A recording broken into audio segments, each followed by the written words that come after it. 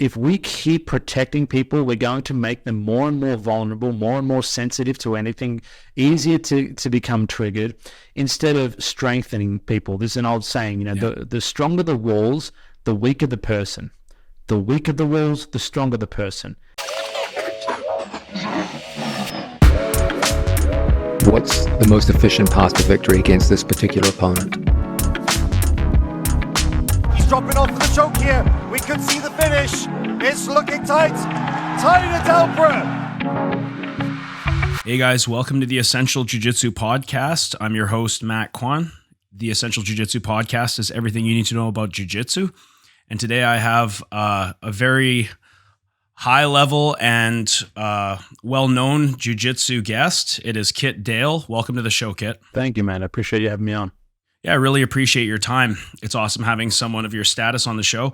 I just wanted to say before we get into the conversation, please like, share, and subscribe wherever you are hearing this. Leave comments in the comments section. And I apologize for my fucked up lighting because I've moved into a new studio here and I'm kind of working out the kinks. So again, sorry about that, but I'll get a hold of it soon, I'm sure. Also, something that's new and exciting, we do have a online merchandise store now, the EJJP online store, and you can find that in the link below if you want some Essential Jiu-Jitsu Podcast merchandise. Please check that out. But without further ado, I got Kit Dale here. And Kit, I guess we'll just get started.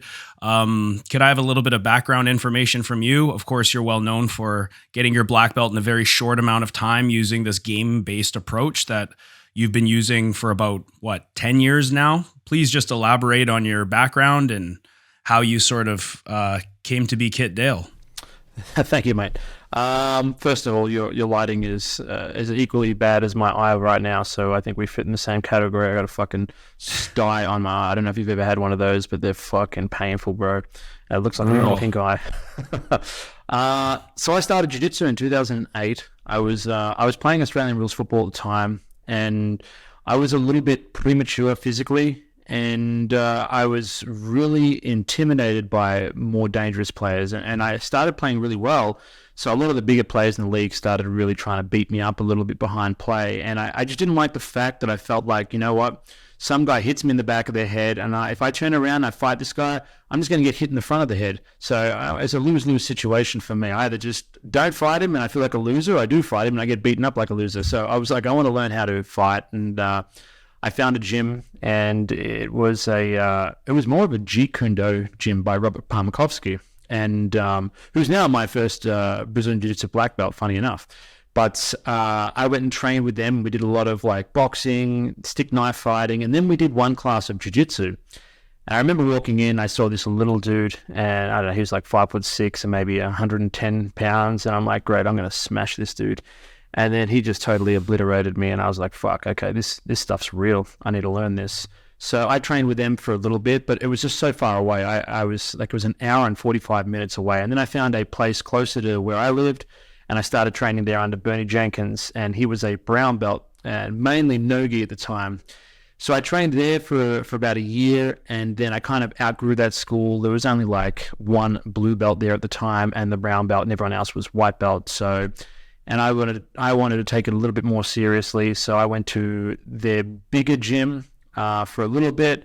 Didn't really like the vibe there. They were really like militant and super strict, and just didn't really get along with that. So I went to Peter DeBeans in St Kilda, and that's where I went from blue belt to. So I got my blue belt with the first school, and then from Peter I got to my brown belt quite quickly, and that was in about 2 years. So all up was about 3 years to brown belt, and then I left Peter DeBeans and went across to train with Yuri Simões, who'd recently come to Australia. Now I wasn't just leaving him because I thought, oh, Yuri's here, I'm going to leave him. We just didn't have. We had a lot of disagreements with training, which we'll get to as well. My style of training is controversial to a lot of people. Especially back then, and people really didn't like hearing about it, and some coaches get a little bit insecure as you start growing, and they kind of feel like, oh, I don't want him to take my students because blah blah blah blah. But I ended up leaving, and I went to Europe with Yuri for about 5 months, And then Yuri left back to the States and I took over that academy. And then I got my black belt like 4 months after that when I came to the States. So all up is about 4 years. And so I was the fastest person in the world to get a black belt with no prior grappling experience. Now, we've had people come in closely, close seconds or even faster to black belt, but they were already Olympic judokas or they were, Division I All-American wrestlers. But to go for white to black with no prior grappling experience, I was the only person to do that. And back then, there was a lot of people that did it. They went white to black under a certain coach, but they also had 7 years of no-gi grappling or catch wrestling before they went there, so they didn't add it up. But I was the only person to come in there from a fresh slate and have no idea what I was looking at, and then go to black belt so quick. And then I think I gained a lot of popularity because of that, because of the speed. But I also gained a lot because I didn't take myself too seriously, and I like to have fun, and I like to joke, take the piss out of everything. And I used a lot of self-deprecating humor, which is what you see Craig Jones, really use a lot right now. So I kind of rose pretty quick. But then I ducked out of jiu-jitsu quite quick early as well. I competed at black belt for about a year, and then just got bored, quit for a while, came back a couple of years later, did compete, but after that it was more like I was competing just for my own fun. I was traveling Europe and for 2 weeks, and they're like, oh, do you want to fight Tommy Langacker? And I go, okay, let's go, we'll do that. So I do a match against Tommy Langacker, or I'm like, I'm traveling, doing something, training once a week, and I go do the world championships. So it was not, I was never as focused on competition as what I was back in 2014 after that. I still did it, but for me it was more for fun, and I was more on the journey of just learning and studying, multiple other arts and, different career choices and stuff. Cool. I mean, first, let's just talk about getting a black belt in 4 years. So that's like a crazy thing that you would never see. There's a couple of outliers that are really, really talented in jiu-jitsu, but it's not super common to get a black belt that fast. And a lot of people that get their black belts, kind of the cliche is they say, oh, I don't know if I'm ready for this, right?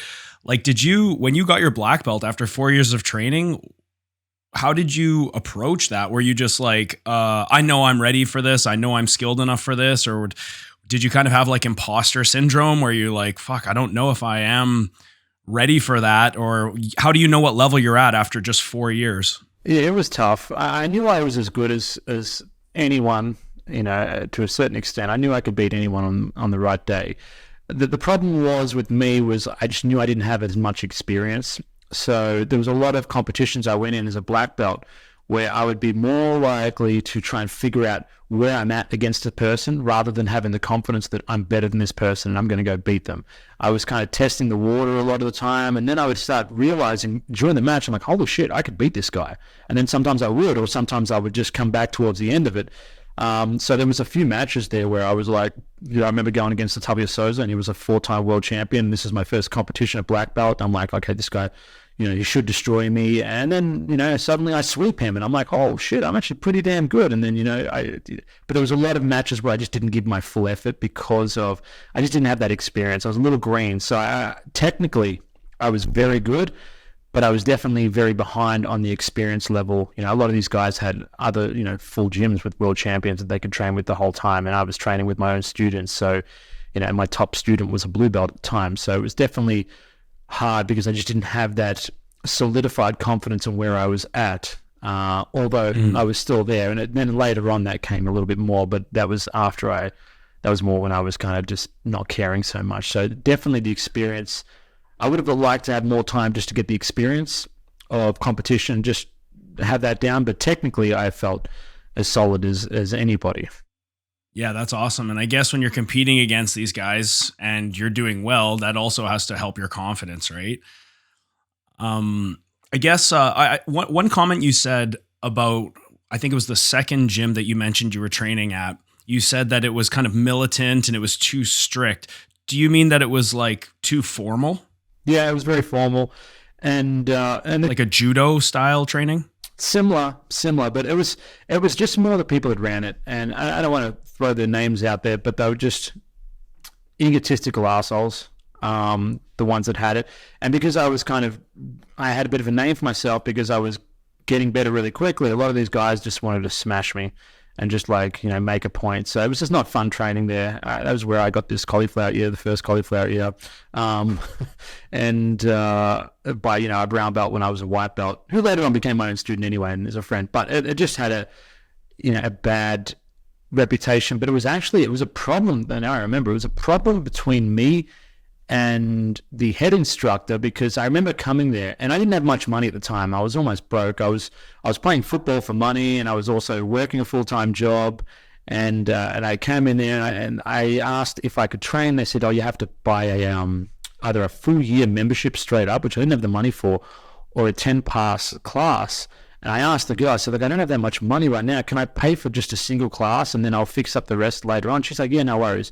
And then I got a message a week later from the head instructor saying, "Hey, they weren't happy with you paying this and blah, blah, blah, blah, blah." And I'm just like, what the fuck? I'm so fine. I don't give a shit. I'm going to a different academy. This is just such stupid shit straight away. So I went to a different academy, and then I got along really well with them for a long time. But eventually, and I've seen this a lot, because I apply my methods of learning to everything I do, and I've done many things. Jiu-Jitsu is just one of them. I've played inline hockey. I represented the state in inline hockey. I represented the state in Australian rules football. I won 4 premierships, won a league best and fairest, all that kind of stuff. I was a top 1% gamer. I've been acting in big movies. I'm writing right now. I do a fucking shit ton of stuff, and it's always the same thing. Whenever you have a mentor, a lot of mentors are not mentally as strong as you imagine they are, and the moment you start kind of coming up, they're there, and the moment they start seeing you come up, a lot of them get insecure, and they'll try and throw a blanket on you and slow down your progression, and because they find it as if you're doing really well, you're doing better than them. It's a representation of how they're not doing well. So there's a lot of people like that, and I can see it, I can feel it, and it just happens all the time. I accept it now. There's always every time I have a mentor, I accept that there's probably going to be a point where once I get close to them or past them, they're going to almost resent me in a certain way, shape, or form, which is crazy, because for me as a coach, I'm like, if my student's getting better than me, then that's a reflection of me as well. You know what I mean? 100%. But yeah, that happened. So that happened at the next club, and then I ended up just leaving because of that. I remember I would turn up there, and I was a brown belt at the time, and there'd be I would get there, and the instructor was not going to come for that day, and he would message one of the blue belts and tell the blue belts to run the class, just because he didn't want me to run the class. When he was there, he would teach the technique, and it would be some fucking absolutely bogus technique that would never work.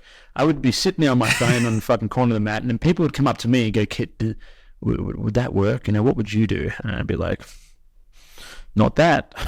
You know what I mean? And I didn't do it too loudly, but he saw a lot of the students were starting to look towards me as their coach instead of him, and he just, he didn't like that, so I just left there. It was just not worth it, and went and started with Yuri. Nice. Yeah, I remember when I first started jiu-jitsu, I'll just share a sign-up story that was pretty funny. I kind of dodged a bullet. There was a school in Vancouver, still there today. It's GB Vancouver, right? And my brother was training there at the time, and I was kind of interested in getting started in jiu-jitsu, and he was like, "Oh, come down and do a trial class." And I said, "Okay." So I came down. It was great, or at least I perceived it to be great at the time. And then I asked one of the head guys, I said, "Hey, I'm here to talk about a membership. I enjoyed the class. Can I sign up?" At this time, I didn't know if I wanted to be a competitor or not. And I thought I would only be training 2 times a week. So I said, "Hey, I'm only thinking about training once, maybe 2 times a week. Would that be okay?" And they're just like, "No, we need more commitment than that." And I was like, "Okay, I'll go somewhere else." And then jiu-jitsu became my life. It's fucking hilarious. I had you had mentioned that you played in. Oh, sorry. Go ahead. I had a similar thing with Checkmat, because when I went under Yuri was with Checkmat, and then Yuri left Checkmat to go to Kayatera's. So I was kind of floating in the middle of it. I'm like, okay, well, I guess I'm still Checkmat. And then the only time I ever went to go down and train with Checkmat headquarters, Leo Vieira's wife come up to me and told me that, "Oh, you can't train here." I'm like, "Why?" And she's like, "Oh, because you train with other gyms that are that we compete against." I'm like, because I have friends at different gyms, and I train everywhere. And then, one of the other instructors there came up, because Leo wasn't there, come up to him and said, no, he's fine, he's good, like, blah, blah, blah. So let me train there for the day. But then I got an email from Leo Vieira saying that I was no longer allowed to train there because I trained with different gyms, and I had to leave. And I was thinking, my God, it's the politics in Jiu-Jitsu. Dude, they're so insecure. Jiu-Jitsu people are some of the most insecure people I've seen in my fucking entire life. Yeah, I kind of want to touch on that, because you had mentioned like the strictness of the first gym, the how the instructor was kind of getting intimidated that you were progressing very fast, and rather than looking at that as a reflection of his own abilities as an instructor, he kind of looked at it like, well, this guy's like passing me in skill, and other people are starting to look at him as an instructor. And I think an instructor can kind of look at that two ways, right? You can look at it like an insecure prick, where you just start, like you said, slowing their progression and kind of distancing yourself from this person. Or you could look at it like, man, like, you're doing so good, you're going to be able to succeed and maybe even accomplish things more than I ever could. And I have students under me right now that are like that. And I had a professor who was very much like the person you're talking about, where they became insecure and they even stopped rolling with me. At a certain point, they stopped telling me what they like to do from certain positions, because I was making the rolls harder and harder and harder. Like, for me, when I learn something new, I come in and it's kind of to my own detriment. I immediately share it with my guys. You know what I mean? So I don't really get a chance to like use the element of surprise or novelty against them, because I want them to surpass me. Like, I really, as a gym owner, like you said, that's actually an awesome feeling if you can, like you said, not be insecure and not have that ego, and just sort of allow the progression of the student to happen. Because isn't that, as instructors, what we want? We want students who can accomplish more than us and go further faster than we ever could. Well, I think it's what coaches should be, but there's multiple reasons people become a coach.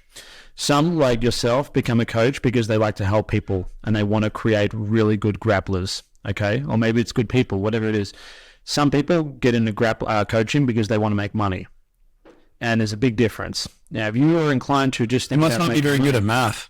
If you want to make money, okay, and you've got a student that's doing really well, it's very easy for you to slide into like the thought pattern, well, oh shit, okay, well, they're doing really well, and my other students are starting to look at them and look up to them. What if he opens a gym close to me and then takes all my students? And this kind of stuff happens. It's just natural, If a guy's getting really good, eventually he's going to be like, well, look, I'm really good at what I do now. I think I deserve to start making my own money. And, they can be nice about it and open a school a long way away, or they can be an arsehole about it and open straight away. Look, I'm not even going to say it's an arsehole. It is what it is, But people are selfish, and, most people anyway.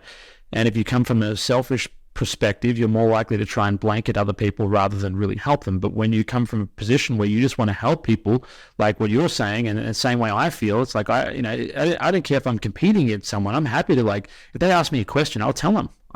For me, teaching people is more important than anything, and I really get a lot of joy out of helping people. So I'd be much more inclined to to hope a student gets better than me. I have one student at the moment, Bogdan, this Russian guy that came across about a year ago. I've been working with him, and dude, he's doing phenomenally well. And every time I train with him, he gets more and more difficult, but it makes me so happy, rather than, the opposite of like, oh, it makes me feel insecure. I want to be bashing this guy so I can show him who's boss and who's the coach. For me, I think that's great. Like, I get excited by that.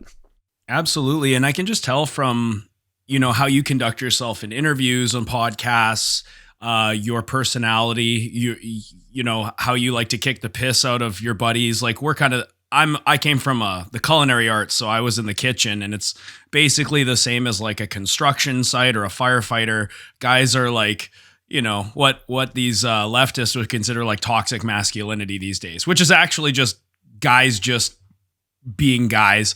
And I'm kind of the same way. And I can tell by your personality that like you are more of you don't take yourself super seriously. You have more of a relaxed approach, and just like me, I kind of repel against really strict, formal settings. Like even my gym environment is not super formal. In fact, we're pretty relaxed, because BJJ schools can kind of be on either side of that spectrum. You're going to see the big box gyms that are more formal, they bow to a picture of Helio and all that stuff. And then you got other gyms that, I'm not saying my gym is like this, but people literally blaze in the parking lot and then they come in and get to training, right? So for me, I think I fall in the same sort of line as you, where I don't want to take myself so seriously that I start getting offended when people around me start kicking the shit out of me. I enjoy it. I look at guys and I'm like, man, like I have kids that are, 8 years old, and I'm thinking in less than 10 years, these kids are going to be fucking me up. Like I'm going to be older and more brittle, and they're going to be stronger and more knowledgeable. And if you're going to be a coach, you kind of have to accept that phase of the life cycle. And eventually people will, as your top students, want to make a career out of jiu-jitsu, and they'll want to make their own money out of jiu-jitsu. And I think as a coach, if you don't want to see them do that, you shouldn't be a coach. It's not, it's just the natural progression. And for me, when I see someone come to me and say, hey, you know what? I kind of want to make a career out of jiu-jitsu. It's exciting because you're like, man, I know you've said previously on podcasts, jiu-jitsu ruined your life, but jiu-jitsu is great for my life. No, I say that as a joke. Jiu-jitsu is definitely one of the best things I did, because right now, for example, I'm writing now and I'm working into filmmaking, and the only reason I can do that and give it 100% is because of jiu-jitsu. I make money on jiu-jitsu online. I don't need to work. I literally can sit here and just write 14 hours a day, which I pretty much do, to try and be able to, become better in that craft, and to eventually become one of the best filmmakers in the world.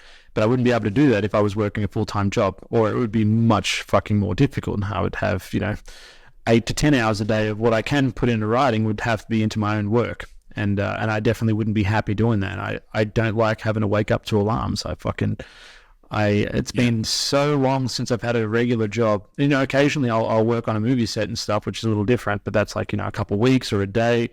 But generally I get up when I feel like getting up, or I go to sleep when I feel like getting to sleep, and I do what I want, and I love my life, and that is because of jiu-jitsu right now. Otherwise I would have to go and make money. I 100% agree. Jiu-jitsu is kind of, well, I think having your own business in a lot of different ways can give you that freedom, but just the jiu-jitsu life gave me that freedom to escape the rat race, commuting to and from work, having a boss, not being able to plan vacations whenever you want, you having that control over your life, I think is so important. Let's switch gears a little bit. I just want to ask you about your film career. Like, how did you get into film? So when I was a little kid, my mum and her brothers had video footage of them like doing comedy skits and fight scenes and all these things when they were little. And we loved it. We grew up watching it and thought it was hilarious. And then we got a camera when we were young. I have 2 younger brothers, and we got a video camera. And my youngest one was always the one that would like record us, and we would do like comedy skits, fight scenes, Star Wars stuff. So we loved, creating content like that. And when I got into jiu-jitsu, my youngest brother got into filmmaking, and he went into the director side of things. And so I went jiu-jitsu, and then after a while, in 2014, I had my black belt for 1 year, 2014. I got a little bit bored of jiu-jitsu, and I went back to play Australian rules football in Australia. And I was coaching and playing, and then I snapped my ACL playing football. So I knew straight away I'm going to, be out for a year or so. And I didn't have any money at the time, so I was like, fuck, okay, what am I going to do? I can't play football. I'm really enjoying football. I wasn't even thinking about jiu-jitsu back then. And I thought to myself, well, I've always wanted to get into acting. Why don't I try and get into acting? So I did. I spoke to my brother, and I said, look, I want to get into acting. What do I have to do? And he said, look, you need a manager, because you need someone to, send you auditions. So he got me a meeting with his friend's manager, and we got along really well. And he got me an audition, got me a couple of auditions. I got a role, like a speaking role, in a show called Jack Irish, starring Guy Pearce, which was great. And then I ended up getting a lead role in a $32 million feature film that was shot in Europe in 2015, come out in 2019. It didn't go very well, so it didn't really help my career at all, unfortunately, because that's the kind of thing that if it did go well, I would, have a very different career right now. And I was really loving the acting. I liked creating stuff, but I never thought about doing it as a writer. So I used to work with my brother and give him ideas to write. He would write. And then I moved to America after that. I got my ACL fixed with the money I made from that movie. And then I moved to America, and I needed to get SAG, so my SAG card, which basically so I can work through the union here. And I got that, and then suddenly COVID hit. I was like, fuck. So COVID for 2 years, no film industry, no nothing. COVID kind of finishes, and then suddenly the auditions I was getting turned into about 1/10 of what I was getting. The climate changed in Hollywood, and it was less about straight white males and more about diversity and stuff like that. So any straight white male started struggling a lot more, especially if you hadn't already made it in. If you're already doing well, it's not so bad. But if you're trying to make it in, it's much more difficult then. So I was like, well, look, if I'm ever going to make this, which I really want to, I'm going to have to make my own way. I'm going to have to get myself in there, because waiting for someone else is like waiting to get fucking struck on the tip of my dick twice by lightning. It's not going to happen. So I started thinking, well, I'm going to learn how to write, because I have stories and I have ideas, and if someone else learned how to write, I can learn how to write. So 2 years ago, I just made a promise to myself that every minute I have free, I'm going to work on writing, and I started doing that. And I started realizing, I clicked the button. Started realizing really early that I had a talent for writing, not so much for writing, for storytelling. The writing I had no talent at all for. I didn't know where to put any commas. I had the worst grammar. I spelt most words wrong. I put a exclamation mark for every period instead of just a period. So my writing was terrible, but I practiced so much, and I worked so much, I wrote so much, that I ended up getting better and better. And then I got very lucky where I got a mentor who's one of the best writers in the world, who just happened to love Jiu Jitsu. So me and him work with each other every single day on my writing, on his Jiu Jitsu. I write something, I send to him, he gives me notes, and we just go back and forward. Like a skill swap? Literally. So he asked me, he said, I want to learn Jiu Jitsu 3 times a week. And I was about to tell him, look, there's no way in hell, I'm not interested at all. I have so many programs online that I make far more money online, and I don't need to spend the time in person doing it. So, but I said, look, I found out he's a really good writer. He wrote The Longest Yard, X-Men First Class, Up in the Air. He's an Oscar-nominated writer, Golden Globe winner writer. He's written on many movies you would know. And I told him, look, I'm really interested in writing, so maybe I'll teach you jiu-jitsu, mentor you, and you can mentor me in writing. And he's like, let's fucking go. And it's been perfect ever since. So it's been really helpful having someone like that. It's like having, wanting to get into basketball and having Michael Jordan there to help you. So that definitely helped a lot. But still, what made everything work was the amount of work I put in. I wasn't sitting there learning how to do things. I was trying things and then learning from my mistakes, which is what I did in jiu-jitsu, where I feel like most people get it wrong, is they learn how to do something and then they try and do it. I tried to do something and then I learned why it wasn't working and then fixed it, if that makes sense. So I learned through trial and error rather than anything else. So I've written, you could stack to the fucking roof high how many pages I've written, since I started. And I've got one pilot completely done, ready to sell. I've got 2 features ready done, and I'm working on a third one right now. But it's exciting right now because I'm at the stage where I can start trying to get these made, and I'm getting casts attached to them. So my goal right now is to become one of the, if not the biggest filmmaker in the world, and the best filmmaker in the world. And that's something I've always been super passionate, but just never thought about it. And now I'm doing it, and I just absolutely love it, and excited about that. So it's hard because, I train with a lot of the best people in jiu-jitsu in the world all the time. And a lot of the feedback is like, why are you not competing? It's like, because I know if I do compete, I want to put the effort into getting fit. I'm sick of competing, in the world championship, black belt world championships with like training once a week. And it's really, it's not great. The only time I get beaten most of the time is because I'm fucking getting outworked by someone that's training 3 times a day.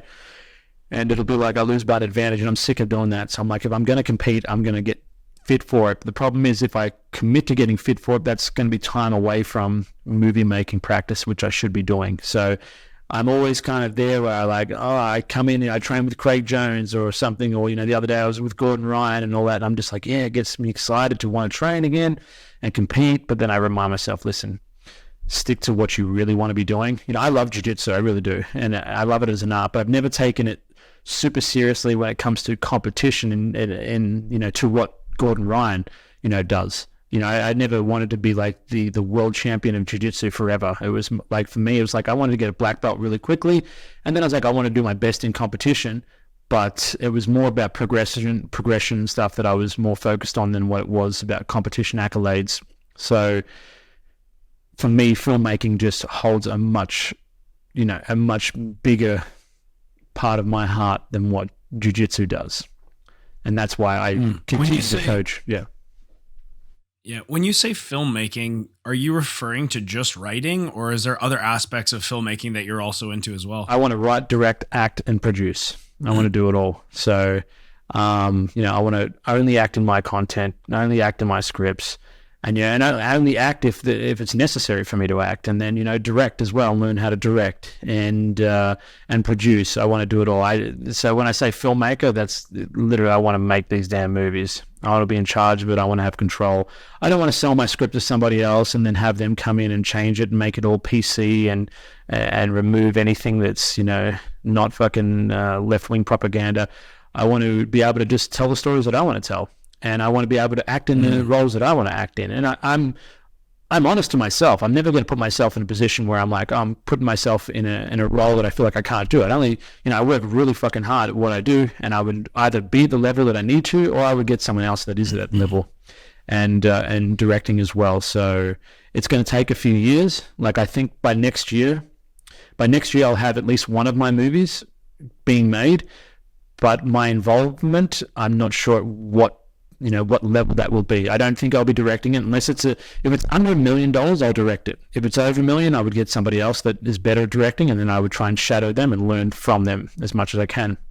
And the same thing with acting. It's like, it really depends on, one of my movies will probably cost about $15 million to make, another one $1 million. So the $15 million one to make, I'm going to need actors that are worth that much money, that can make that much money at the box office. Otherwise, if I put myself and a bunch of my friends that can act in there, we're gonna make a couple $100,000. You know what I mean? Where if I put someone like a friend of mine, Joel Kinnaman, or I used to train Aaron Taylor Johnson. If I put one of them in there, then suddenly you've got a $10 to $15 million film, because people know who they are and they see them in a film. Like, okay, well, it's probably worth watching.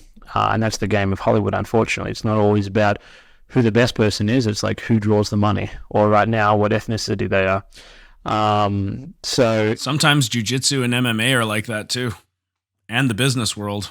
yeah, I think everything right now is like that, thanks to a few fucking things behind the scenes which really make my life a living hell. Look, for me, I'm always about the person that works the hardest and deserves the position should get it. And I don't like it thinking that, like, okay, you worked really fucking hard, you're the best person, but we need to fill a quota, so we're going to give it to Mary, who's fucking non-binary over there, and she's not very good, but it's going to make us look a little bit better for share stockholders and stuff like that, for the ESG rating and all this crap and diversity. I don't care for it. I don't, and it's not. I don't want it either way. It's not like I want white people to be in movies or anything like that. I just want the best person for the role to get it, and I just don't care beyond that. I don't care about politics. I don't care. I just want that. Yeah, I'm very grateful that jiu-jitsu is still quite based, for a lack of a better word. It hasn't really gone along with this sort of hyper progressive agenda at all. You have to, if you're born a man, you have to be in the man's division and vice versa. And it's maybe it's because of the culture in Brazil or whatever. I don't know. It just hasn't adopted that modern postmodernist culture that we're so riddled with in the West. And one thing that you mentioned is clearly you're not a fan of like politically correctness. Neither am I. In fact, I quite despise it. And if you look through history, you can see how it was used in regimes that led to millions of people dying, all based around the guise of politically correctness and whatnot. And right now, agendas that they're pushing in these movies and in media about diversity and all this stuff. You know, a couple of years ago, if you talked about this, you would just be absolutely canceled. And nowadays, I think it's becoming, I don't know if fashionable is the word, but it's acceptable to start to criticize it because it's the window is sort of swiveling in the other way. And I've been pretty outspoken about my opinions and whatnot. I run my own fucking business, so that's why I started a business, is so I could be myself. And I'll be honest, you know, I don't envy someone in your position who's trying to make movies in an industry that is dominated by people who run it who are pretty much all on the same side of politics. They're all on the left side. And like you said, movies become nowadays more about, can we fill a diversity quota? Can we push a particular agenda? You know, can we make the Little Mermaid black? Can we make this character a woman? Can we make this black? And it just, to me, it's insulting to my intelligence as the consumer, because you're literally just taking something that and making it the same, but changing the race of someone. And I think it's insulting to that race, because you're like, well, why can't you develop a storyline, your own original content, your own something that is good to watch, rather than just another James Bond, except James Bond is a black chick, or you know what I mean? Like, it's just so.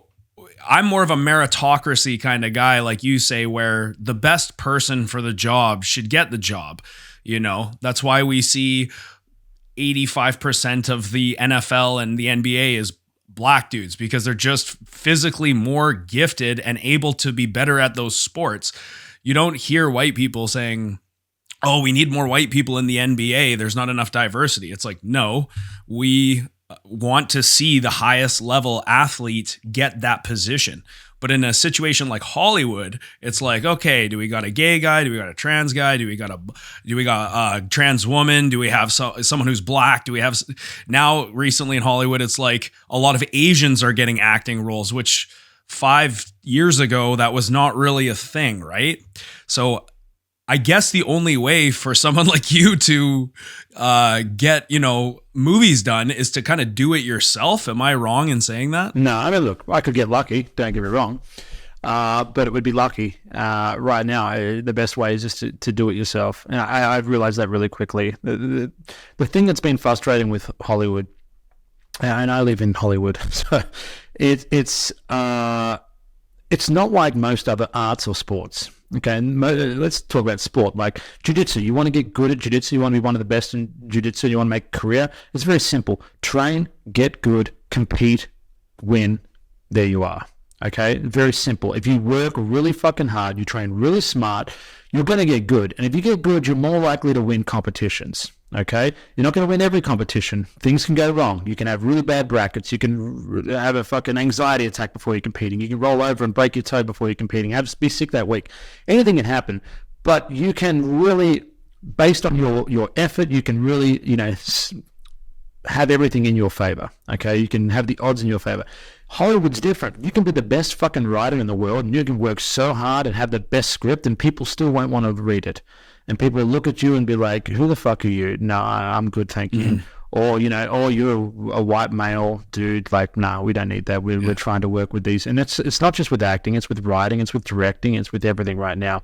So I hate that shit, but I don't want to be a victim to circumstance. I'm just like, I'm just going to make my own. And I'm fucking crazy, and I'm also petty enough to do that and to just become the best out of spite. You know, because of that, I'm the type of person, if someone says like, you know, I don't think you can do this, I'm like, I'm just going to do this for the rest of my life just to prove you're fucking wrong. Yeah, I'm the same way. and it served me well for a long time. And I'm using that energy with filmmaking. So I just know, look, I know most people can't write. I know 90% of writers, even paid writers, can't really write. And I know most of them don't know hard work. You know, they're artists. Most of them are damaged from getting bullied at school because they weren't athletes or they weren't good at school or something like that, or weren't popular, and they got into writing and filmmaking. and they want to tell their story. For me, that's not me. I'm like here because I just want to tell fucking cool stories, and I want to write cool movies, and whether it's a horror, romantic, whatever it is, I don't want to have any political or propaganda in my stuff. I just want it to be about the story and about the characters. And I know I'm going to work harder than most people, and I'm going to do stuff that most people won't do. I'm going to be up at my computer till hours that most people can't do. I'm going to go to bed with my laptop still open and writing stuff, and I'm just going to outwork everybody. You know, not everyone. There's crazy people like me out there as well that might work harder than me, but I'm going to outwork 99.9% of them. And I'm going to do it in a way that's really intelligent. And the same way I progressed really fast in Jiu Jitsu, I'm going to do the same thing in filmmaking and everything else that I do, because I understand that method and I know how to translate that into whatever I'm working on. Mm-hmm. Have you considered transitioning to a non-binary black male? I'll be honest, like, I can't even watch any fucking movies anymore, dude. It's so bad. Like, the level of movies nowadays, if I watch a movie, I want to watch something from like the 90s. You know, like I want to watch old movies, even if they look dated. The writing is just so much better. I can't handle anything that's come out in the last 10, 15 years. It's just, I have no interest. I used to fucking love movies, man. It's actually really, really sad because sitting down and watching a good movie can be super enjoyable, you know, but nowadays, like, I got kids, right? And even trying to sit down and watch movies with my kids, they're pushing agendas, and it's so sneaky and subtle how they do it. And it's just like, is anyone else noticing this? It's fucking creepy, man. It takes you out of the movie, and it just becomes about, you know, it's very easy to see where someone tells a story from. And most of the time right now, it's based on a theme. They have some kind of theme or agenda to push on you, and then they try and create a plot around that. And it becomes really preachy. All of my stories, they come about a story, and it's about a character or about an idea. And then I try and see what message comes from it organically, and then that will be there, but it'll be subtle. And the movie might really, you know, everything in the movie might be explosions and fireworks and fires, but what it's really about, it's about connecting with people or your brother or something, or forgiveness, little things, but it'll be so subtle that you don't even see it, but you feel it. Compared to when people write a plot around that, then suddenly the plot is all wonky, the characters are wonky, and you can tell all they're trying to do is tell me not to be racist, not to be this, not to be that. So, fuck, man, who do you think I am? You think I'm a fucking idiot and you treat me like an idiot? There are good writers out there. It's just they're not getting a chance to put their work out there because they're going for all the crap that they can manipulate. But I think you're right. I think it's changing. I think people are getting sick of it, and people want to see good movies again and good stories. So I think it's gonna you know, turn around, but it's just going to take a little bit of work. And I love the 90s too, bro. Like my first movie that I got called Arakius, that'll, you know, hopefully come out soon. It's basically a 90s movie, you know, and most of the movies I write just have that 90s feel, because that's the kind of movie that I like. Those are the movies that I like and I love, and I just want to write movies that I love and that I want to see. And I think there's a lot of people in a very similar position that like the same kind of stuff. I feel like society peaked in the 90s and it's just been declining rapidly since then. And I love those things, you know, the games, the you know, everything. I love that feeling. So they're the kind of movies I want to write. When men were still allowed to be men and be the leaders and stuff like that. Right now, it's like you watch any movie, any straight white male is either the bad guy or the baffling, or the dumb guy. Yeah. And the woman is the one who's kicking ass and fucking saving the day. They have to learn for it, just inherit some kind of absolute skill or knowledge, and is the badass and beating everyone up. And I'm all for empowering women and stuff like that, but you can do it in a very different way that actually is realistic, that is going to help a lot of women. Yeah. And I just don't think that is it. And I don't think it helps men either. We are demasculating or emasculating men. And it's just right now we need more good, strong men than we ever have before, and we're pushing for the absolute opposite of just emotionally weak, unstable men. I watched a video online the other day, and I commented on it, and it was about this guy that was crying because he was losing his hair and his whole image and stuff. Like, dude, like, what are you identifying in your hair? Like, why? What's the point? You're a guy. You shouldn't be so caught up in your looks and have all your, you know, value in your own identity. It's like, you're a man. You should be the protector, the provider, and it should be about what you do and how you treat other people. That should be the most important thing you're worried about, not how you look with fucking hair. And I got so much hate. You're just unempathetical. He's out here and he's getting his emotions out and he's being vulnerable and it's beautiful. I'm like, fuck. Being a woman.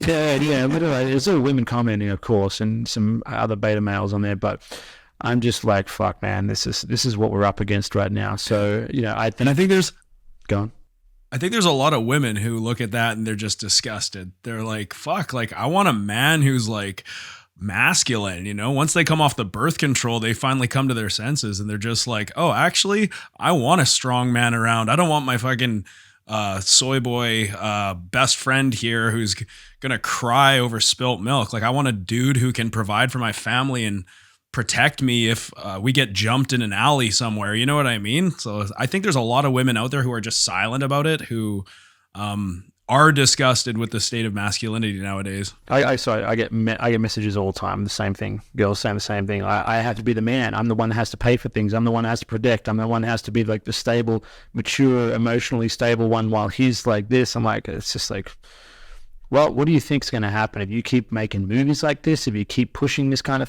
stuff? If you keep silencing the other side of things on social media? I've been shadow banned fucking so many times. My profile would have grown so much beyond what it is if it wasn't for fucking getting shadow banned every 24 seconds.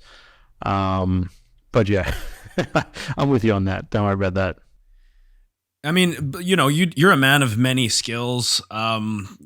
Obviously Jiu Jitsu, writing, other sports. So you said inline hockey, right? Mm-hmm. Mm-hmm. Yeah, I used to love inline hockey. So that was back when Mighty Ducks. Are you sick or what? Hey, we don't have ice hockey in Australia. Because we don't, it's a summer. So you're playing on blades? Yeah, rollerblades. I would have, if I was born in America, I would have done ice hockey as a kid for sure. I really loved it. I loved the fucking Mighty Ducks. So I was super interested in that. And the problem was it was so expensive to play it back in Australia. And my dad would have to drive like 2 hours every weekend to take me to somewhere.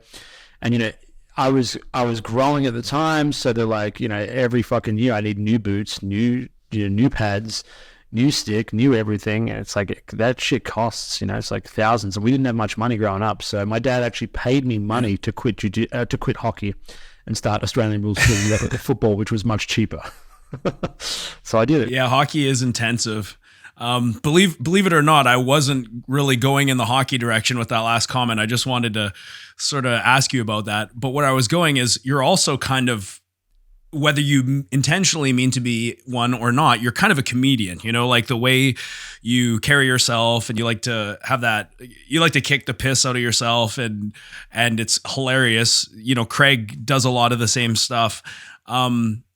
I think part of the thing that we need to do in culture is also kind of admit that a lot of the time racism is not really actual racism, and racism can be used in a comedic way to relieve stress in society, especially in like really diverse societies like the States and here in Canada and whatnot.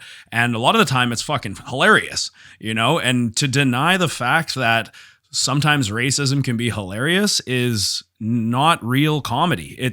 That's why you see comedy, at least I think it's swinging in the other direction now. It's starting to become more okay to be politically incorrect again, because people just don't want to go to a comedy show that's not politically correct. It's just not funny, right? It's not the truth.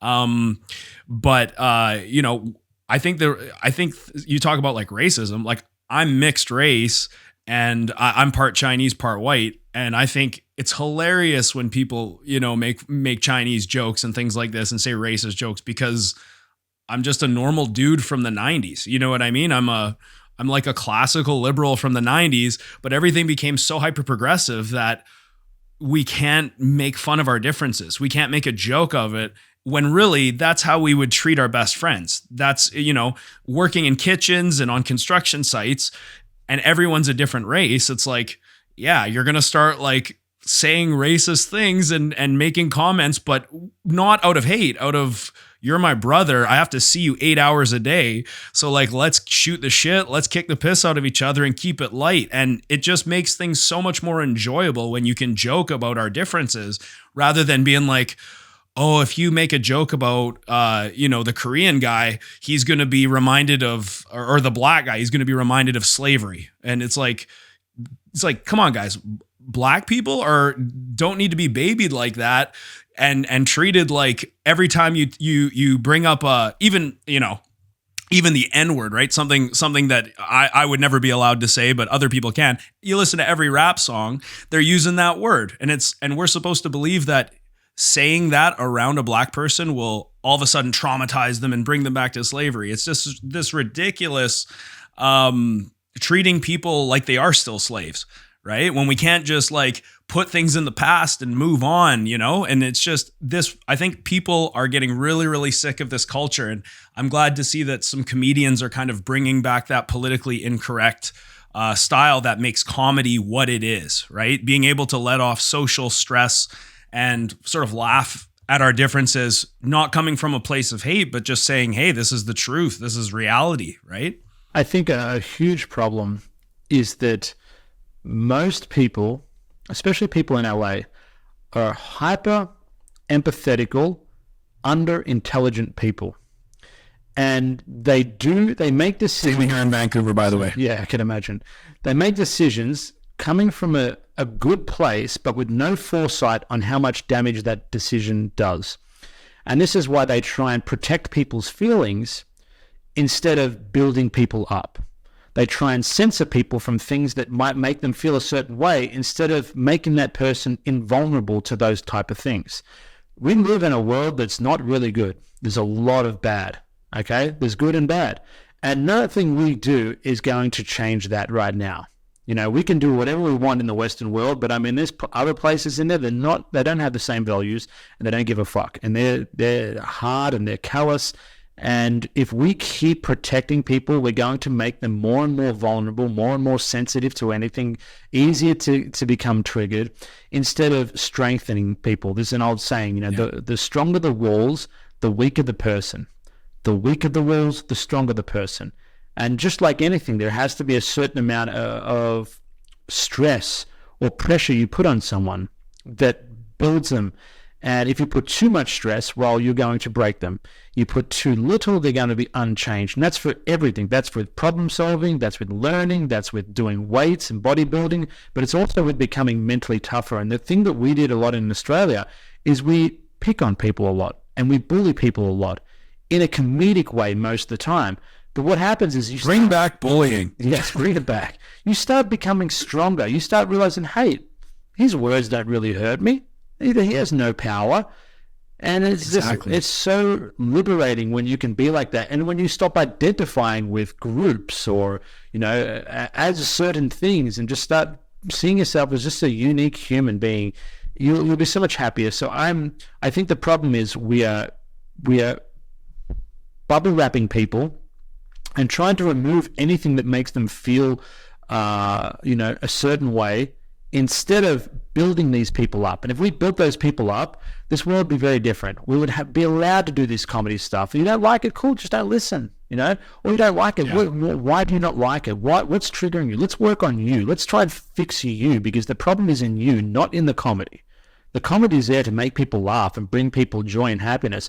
But you, for some specific reason, have some kind of trauma and you don't see it like that. So let's fix that. Let's build you up, because otherwise you're going to spend the rest of your life angry and upset at these kind of things, and people won't be able to be themselves around you and be awkward around you because they don't want to hurt your feelings. So I feel like it's the biggest problem is under-intelligent, over-empathetical people that are trying to control this world, rather than someone that's a little bit more level-headed on both fields. And I'm not saying you need some kind of non-empathetical genius working things, because then it would be the complete opposite. I'm saying you need to have at least both. You know what I mean?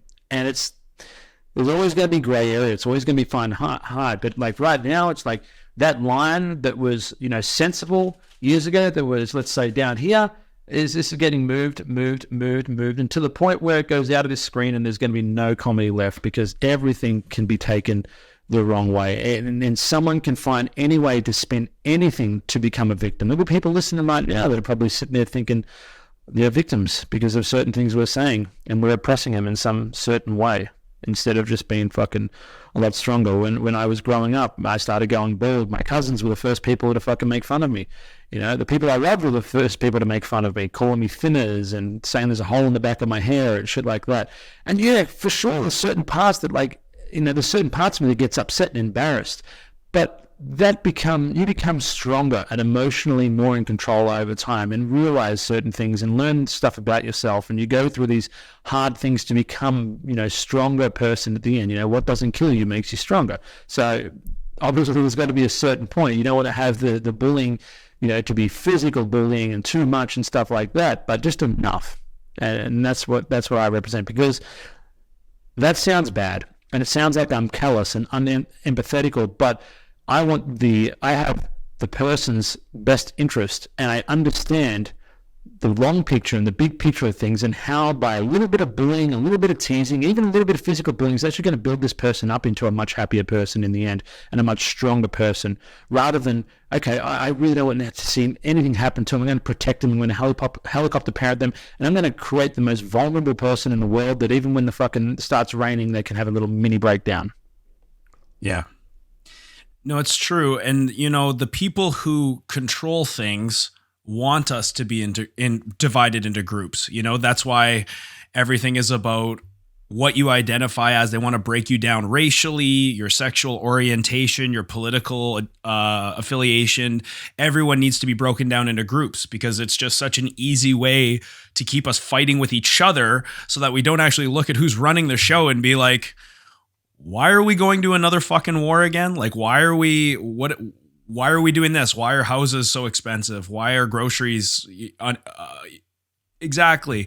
And what you're describing, and again, I'll just hit it on the nose, because this is probably the last episode I'll ever be allowed to do. What you're really describing to me is kind of the feminization of society, you know, and it's kind of the elephant in the room. I don't know if you kind of look at it that way, but I think women are fantastic at raising children. Like when they're in control of children, it's a good thing to take a child and nurture them and keep them safe, and you know, make sure that they feel love, and you protect them from certain things when they're really, really young. But you don't do that with society.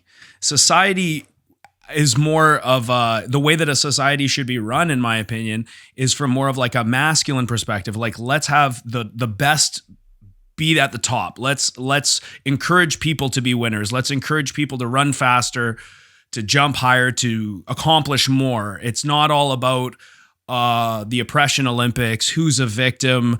Everyone needs inclusion, and we need to have inclusivity from all angles, just for the sake of having inclusivity. And I'm all for like a diverse culture, but not when it's forced, not when it's unnatural, and not when there's people who deserve to be at the top that don't get to be at the top because they're not the right race, or they don't have the right sexual orientation. So this like forced inclusion, this forced diversity, when you have a playground with kids, that's where you want everyone to play together. You want everyone to get along, and everyone to be nurtured and be loved. But once you become a certain age, it's like, okay, that man's got to come in and say, you're fucking up. Like, you got to work harder than this. This is not good enough. You need to be stronger than this. You're going to need to develop a thicker skin to be successful in life. And so I think, like I've said in this episode, I think it is swinging now in the other direction, as the political Overton window always kind of does. And I'm glad to see that, because politically correctness is kind of not what Western culture came from, right? And we forget how harsh life actually is, because we're in this bubble of, comfort. Everything is about comfort. Everything is about convenience. And so it's so easy to be bitching about how hard life is. It's like, you forget that life used to just be about survival. It used to be like, if you don't plan your winter out, you starve. If you don't hunt anything, you die. If you don't have shelter, you die. And a big thing that we have here in Canada is like, a lot of the agenda is that this land was stolen from natives, right? We forget that when the settlers came here, there was no infrastructure. It was harsh winter. There was, no resources that were just available. Everyone had to build everything from scratch. And we can't even imagine how hard a life like that would be. But we look back now, we're like, Christopher Columbus was kind of racist. It's like, do you think he gave a shit about that when he came here? It was more about like, we need some furs or we're going to fucking freeze to death this winter. And so when we try to look at the past through a hyper-progressive lens, that's what makes me just laugh so much, because it's not based in reality, right? Yeah, people were probably more racist hundreds of years ago, and that's not a good thing in my opinion, but people were living in such a harsh environment that racism wasn't even on their mind. Right. And the other people that they're talking about, the natives, I'm pretty sure they didn't like white people either. I'm pretty sure they were pretty racist towards them too. So like, really, what is racism, And is it okay to laugh at it? Is it okay to acknowledge that we all have in-group preferences and that we all have in-group preferences without necessarily hating other groups, I think the reason why we're so used to thinking in groups is because the elites want us to be. They want us to think in groups rather than looking at them and saying, why are things this way? Why aren't things better managed? Yeah, I agree. I think there's that. There's also weaker people that always tend to gravitate towards groups. They find protection amongst groups. And what are we doing right now? We're creating weaker people. So for sure, people are going to group up together. I've seen this since I was a little kid. You get one person, you hang out with one person, they're really cool, but you put them with a bunch of like-minded people, and they turn into something different, and they become cruel, and they become fucking insidious, and certain things. Like, there's a lot of like weak people that gravitate towards groups and protection from groups and become who they really are around that group. The worst of them comes out. I've never been a group type of guy. I don't even like identifying as anything. If someone says, what are you, kid? I'm just me, doing many different things. I'm not a Jiu Jitsu guy. I'm not a filmmaker. I'm not all that kind of stuff. Just like, I'm just me, and that's it. And I steer away from identifying as any subculture or any race or anything. I'm like multiple different fucking races. I'm like, I did my, I think it's 23andMe. I'm like 20% Balkan, 40% English Irish, 40%, what was the other, 40% Italian and Greek. And I just don't give a shit about any of that anyway. I'm just who I am. And to the progressives, you're a white man.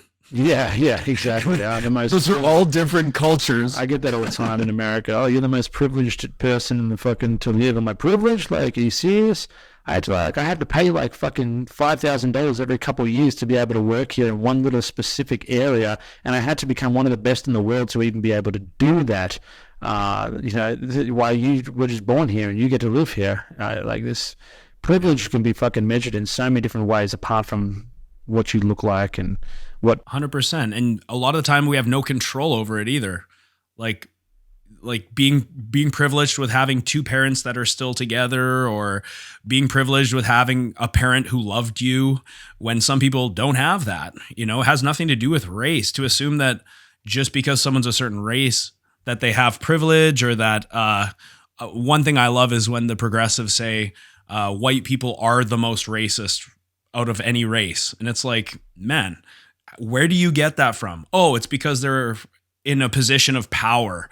It's like, what are you talking about? Some of the most racist people I worked with were like Korean people and Indian people. And like, don't get me wrong, they're fucking hilarious. No, I agree. Oh God. It's just the picture that's painted. Let's say that again. It's just the picture that gets painted right now. Totally. Let's switch gears. Maybe just to close, I wanted to just talk about like pedagogy, right? How you teach jiu-jitsu.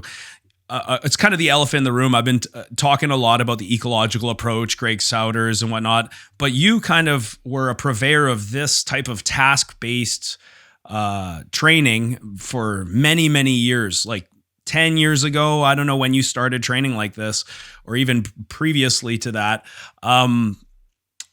Let's talk about like maybe how you would run a class and your opinions on your approach versus like explicit instruction. Well, I think there's a fair big difference. And let's say, first of all, if I'm running a class, what I usually do is I don't do like a traditional warm-up or anything like that. I do want them to get warm because I don't want them to get hurt, but I'll do it in a problem-solving game. So let's say it'll be a grip fighting game where one guy's got to make grips, the other one's going to try and deflect grips from certain positions just to get warm. Everything should have some kind of element of problem-solving and innovation required. So there's no repetition of predictable movements or patterns. So I want everyone to be unpredictable and slowly gravitate towards their own method of or solutions for the problems at hand. So that's how we warm up to some degree. Yeah, everything I do is live. And I might say, look, I'll create it in a confined area that they're not going to hurt themselves or overexert themselves early because I want them to get warm. I just don't want to waste time with getting warm up. If I had it my way and there wasn't a class on before, I would tell the students, you get warm yourself before class starts. And as soon as class starts, we go. I don't have that luxury where I'm teaching right now because they have classes before that. So I've got to take that into consideration a little bit.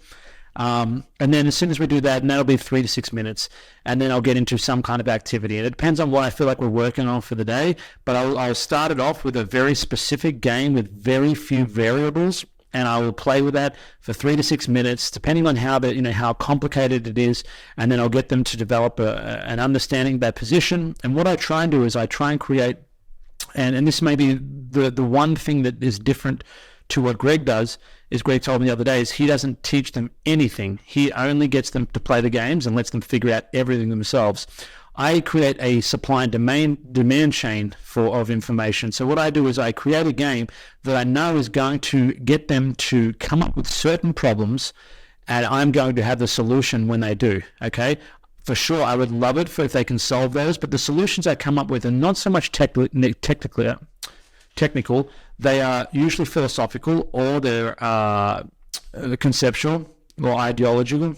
So I will say, okay, I know they're trying to play with this area here. I see the problems they're having. I can watch it, and I'm watching them try and solve it. And then I'll bring them in. I'll ask any questions, and if they ask me questions, I'll give them small tips and ideas. And what I'm trying to do is I'm just trying to steer them in the right direction. Okay, but still allow them to find their own method for it. So I'll bring them in, we'll talk about it, then we go back out and they can play with it and they can experiment on it a little bit more, and then they come back in, well, I'll change the game. Did you need to say something? I was just going to ask, so when you give these ideas, is it all verbal? Or do you have an uke and you're like, okay, you might do this, here's something I could do? I would love it to be all verbal. Like visual aids. Yeah, I think it's better with visual aids for most people. Some people, people that have a really good understanding of it, you can be completely verbal, okay? But, the semantics of things are so different. Like the biggest problem I have with most conceptual teachers, and this is almost all other conceptual teachers, I have no idea what they're talking about. And I understand Jiu Jitsu phenomenally well. I'm one of the best people in the world at it. And if I can't understand what the fuck they're talking about, how the hell are new people going to understand what they're talking about? So I always try, and the most important thing for me is for my students to be able to absorb the information which I'm giving.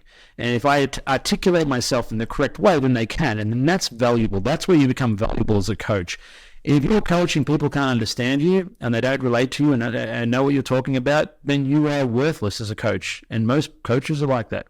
So I always try and make it, as I try as well as I can to articulate in a way that everybody can understand what I'm talking about. But the best case scenario is I create a game that allows them to figure it out themselves. I will just give them little tips along the way to save them a lot of time. And it's usually things that are usually more ideological or conceptual that I could say, listen, he has this problem here. And I'll go, listen, have a look at your body posture. This is what is going to dictate whether that works or not. I want you to go back out there and I want you to focus on your body posture this time. Give them little ideas and then you'll see they can start putting 2 and 2 together. And then I just keep creating, I either keep their game going further on or I allow them, as they become comfortable, I start allowing more variables. So I make the problems more complex, the game's more complicated, okay, as they get better and better and better. But if I threw them into the game and it's too complicated straight away, they're going to just sit there and just completely be fucking like, I can't solve this problem, this is too much. And that's the problem with most jiu-jitsu when it comes to free rolling or just normal positional sparring, is that there's too many variables and they don't get time to practice and get instant feedback. the key to progression is very simple. It's make mistakes and fix those mistakes. The more you make mistakes, the more you fix them, the better you're going to get at jiu-jitsu. And when it comes to Trial and error. Exactly. But when it comes to just rolling, what happens is you make a mistake and then they pass your guard, and then suddenly you never get a chance to go back and fix that mistake, and you forget that mistake, and then there's one opportunity of learning that's completely gone. When I create task-based games, I put them in the same position over and over and over again, allowing them to make mistakes and then get instant feedback on why that didn't work, for them to figure it out and come up with a new solution that solves that problem. And I go and go and go and go until they get it. And everybody gets it. Humans are amazing. Humans have all the ability to come up with any kind of solution for that, but you get them in a problem-solving mode where they're starting to use trial and error and gather things from experience, which is far better than being told what to do. When you know something through your own experience and you've learned and discovered something through your own experience, is 100 times better than what someone told you. Being Christopher Columbus is going to be a million times better than learning about Christopher Columbus. And that's why I always explain to people, doing is by far the most important part. You know, the only time I ever study is when I can't do. And 99% of the time I can do, so I don't study much, you know, and I'd learn from my own problems and my own mistakes. So I keep the classes going like that, and then we just finish. And the feedback is fucking incredible. I wish I had a mic like at every single class I did, so I could record just the comments that are in private comments of, like, you know, I had this girl that it was her third class, and her other classes were very traditional classes where you learn 2 or 3 or 4 different techniques. You practice and drill those techniques and then do some rolling at the end. She's like, "Kid, I learned more in this class by 5 times than all of the other classes combined." And it was nothing that I taught her. It was just the games that allowed her to figure things out, and she had so much more fun. So my classes are just getting bigger and bigger, to the point where they're actually too fucking big where I'm teaching right now, because so many people are coming. But, you know, it is what it is. It's just, it speaks for itself. So if I can compare it to normal learning, where most people come in and it's more like learning mathematics by cheating, in a sense. You know, you come into class and you're regurgitation. Literally, yeah. And this is how I learned maths. I would sit there in class, I'd have a problem in front of me, and I'm like, I don't know how the fuck to solve this. So I'd look at, like, little Mac that's next to me, and I would copy his answers. And then when it comes to test day, which is free rolling or competition, and he's suddenly not there for me to copy his answers, I get stuck in these things. I'm like, I have no idea what the fuck I'm supposed to do. Coach, can you teach me another technique that I can copy? Can you give me another answer? Instead of, like, sitting there and focusing on, okay, I'm going to figure out how to solve these problems. I'm going to use a formula to solve these problems and become a better problem solver, so that no matter what equation I have in front of me, I know how to solve it. If I do that enough, I'm going to become really fucking quick at solving problems. So for me, it doesn't matter what position anyone's in. If they ask me a question, I usually can figure out an answer within a split second. And even doing it while training is like, something will happen and I can figure out a solution within a split second, because that's all I've ever done. So the normal way of learning, and this is the biggest problem that most people have, is they look at learning jiu-jitsu in the wrong way. They think of learning jiu-jitsu or progression in jiu-jitsu is based on your accumulation of techniques instead of the acquisition of skill and knowledge. We're two very different things. So, like I said, they come in, they rely on techniques, and they try and drill those techniques, and then they wonder why they keep forgetting techniques or can't do them. And the ones they end up being able to do, they end up making the mistake and thinking it's because they drilled them, but it's because they had the intention in their head of when they went into the free rolling, and they forced themselves to work on it through trial and error to make it happen. And then they think, it's because I drilled it 100 times that I'm doing. So no, it's because you had the intention. You went out there and practiced it in live rolling that worked. You didn't even have to do the drilling. The drilling was wasting your time and actually making you more predictable, and you're creating false, which I would say, which most people tell me not to say, but muscle memory, which is actual procedural memory. We're creating false procedural memory through things that are not organic. They're not real. It's rehearsed. It's choreographed with someone that's actually working with you, instead of what really happens is someone always working against you. And you have to do it against someone that's live, thinking about what you're doing and always evolving.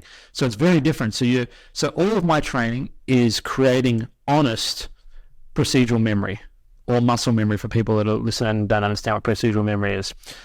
Everything is honest. Everything is real. Everything is live. My brain is constantly absorbing information to survive in the future. Okay, it thinks I'm in a dangerous situation, it's trying to survive. and everything is real. When you start doing choreographed things and rehearsed things, they're not real. And what you also start doing is you start creating very physical patterns in your body that you find that'll get harder and harder and harder to deviate from. And you end up becoming super predictable with one or two different moves that you try and do to everyone, instead of more of a tactician where you can go around and just look at the way people are doing and start figuring people's games out and problem solving your way into just fucking absolutely destroying them on the mats without using energy, without having to be explosive and young and fit, just because you can read exactly what they're doing and they have no idea what you're doing.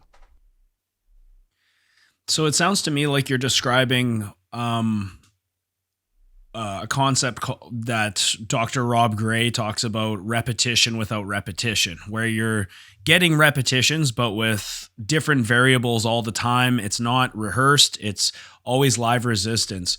And I think that that's incredibly important when we're doing trial and error and we're finding what works, what doesn't work. You kind of have that signal to your brain like, hey, there's a consequence to this because you fucked up. Now your back is taken. Now you're getting choked out. And so you tend to remember things better when you deal with that consequence, right? As opposed to you showing me a technique, me trying it. It's like, okay, I guess I learned a new technique. And then you go try it out and you can't make the move work. But if you create like a constraint-led game, it's like if I fail to solve that problem and I make a mistake, now I'm going to remember it because usually the consequence is I'm in a horrible position or I lost, right? And because you lose, your brain tends to be like, okay, don't do that again. Remember that didn't work. So next time you're like, oh, you have that, what's the word I'm looking for?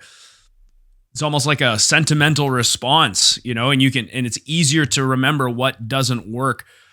Are you familiar with Dr. Rob Gray? Like, how did you develop this? Basically, it sounds like you're describing the ecological approach.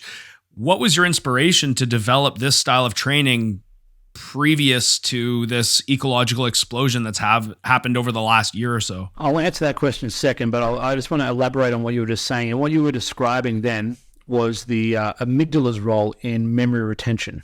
So the amygdala, which is the part of your brain that triggers the fight or flight symptoms, okay, makes you decide whether you're going to fucking fight something or run, and gets your heart rate up. It dilates your pupils. It dilates your blood vessels. It gets all the blood and oxygen to your muscles to basically use all the energy you have to fight and survive a situation. It also does something else. It also decides how deep to store information. It decides whether something is worth learning for 10, 15 minutes and then forgetting, like the code to get into a front door, okay? Or whether something is something that you need to learn for the rest of your life because you need to survive in the future, like some bald guy coming out of a dark alley and hitting you with a club in the top of your head. You never forget that shit. You're going to remember that. I could ask you, where were you on 9/11? And you probably remember where you were, okay, and remember a lot of things about it. If I said, where were you a week after that? You'd probably be like, I don't know, unless something significantly emotional happened to you. So what they found is that the more emotionally aroused you are, the deeper you store information. And the best way to be emotionally aroused is doing live training, okay? Because then you're excited, you're nervous, you're scared, okay? You could get hurt. The coach is watching. You're in a competition. You want to win. You want the girls on the sidelines to see you win. Whatever it is, whatever gets you emotionally aroused, it tells your brain that you're in a dangerous situation, that you need to learn from everything that's happening right now to survive in the future. It doesn't realize that you're playing a game. It thinks that you're in a life or death situation. And depending on how emotionally aroused you are, that's going to dictate. You don't want to be too emotionally aroused because you're going to end up getting a lot of defragged memories and a lot of things that weren't really there. You might say, I saw a white car when there was a red car, because you're in a state of absolute fucking panic and shock. But you want to be at a point where it's just like nerve-wracking. It's anxious. You're anxious. You want to get out of it. If you're untouched and you're doing drilling techniques and there's no emotional connection to it, okay, past the first three when you can actually do it, then your brain is sitting there going, we don't need to learn this. This is just crap. Let's just throw it away. This is not important for our survival. Yeah, I'm not aroused. Yes. So I always explain to people why it's really important to create an environment that arouses you emotionally, because you're going to do so much better and you're going to remember so much more. You've probably noticed that when you competed, right? Oh yeah. Yeah, so you notice when you compete, you come back to training and you feel like you're a fucking level better. You're just like, holy shit, I feel way better. Same thing, because you just downloaded all that information. You know, what you would normally download in drilling is probably 1%.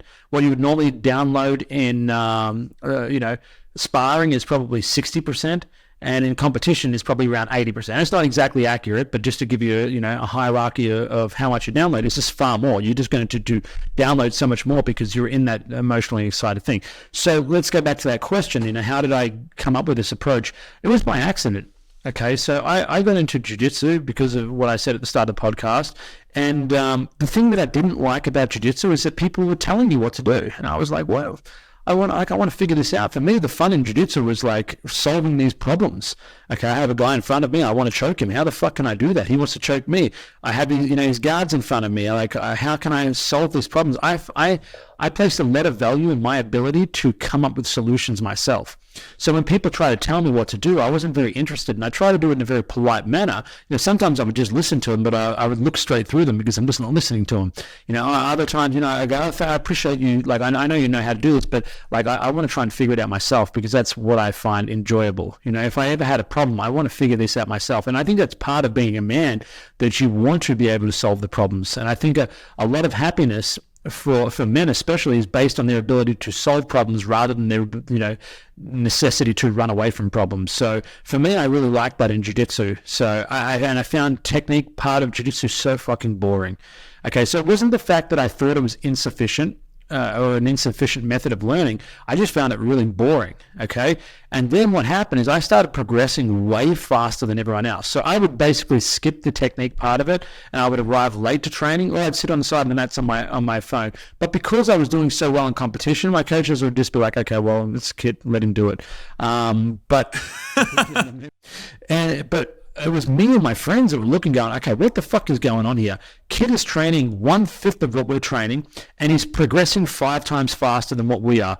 Something is not right. And then they started looking at case studies and started studying the science of it and sending it to me and going, look at this, bro. Have a look at this. Isn't this great? I'm like, oh, fuck.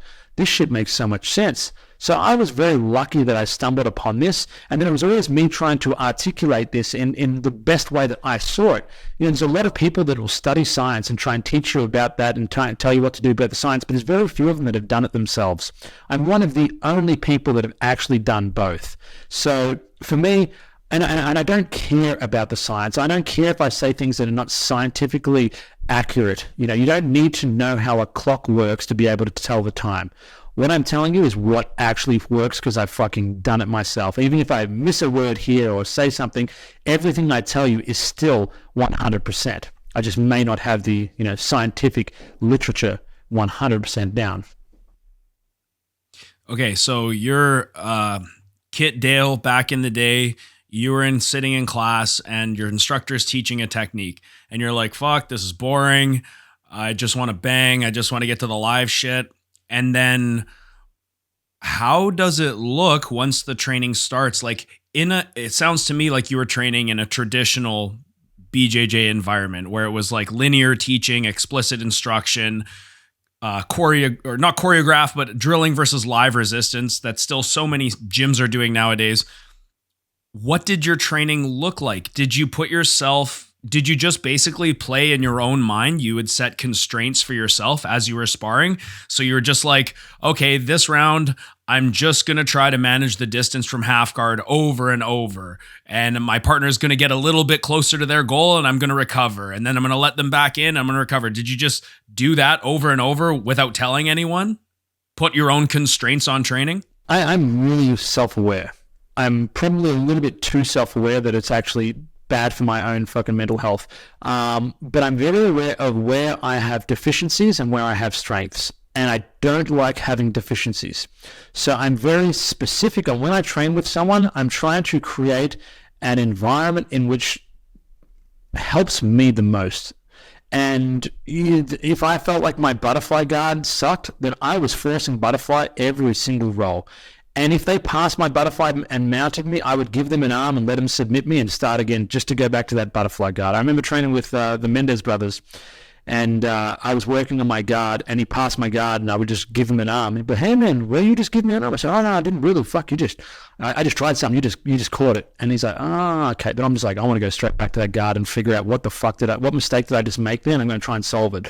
So I was forcing myself to play these games by myself. So people would always roll with me and have very funny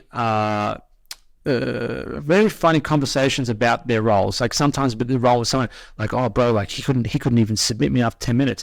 That whole 10 minutes I was trying to work on fucking how to get an underhook from half guard without him knowing. I didn't give a fuck about submitting him. I was working on myself. So if you look at any of my roles, it's always the same thing. Like I'll pass a guard and I'll let them recover, go back because I'm working on something. Or I'm just trying to take the back and I'm just trying to do it, and I'll let them recover and go again. You'll see a lot of me letting people move. I'll pass, let them move, because I'm trying to download how people move and how people react, so I can predict what they're going to do before they even know what they're doing.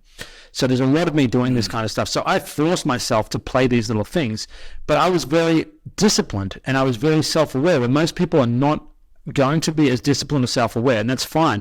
That's why my games are going to help you, because I'm going to force you to do the things that I was naturally disciplined enough to do, so that you can progress as fast, if not faster than me.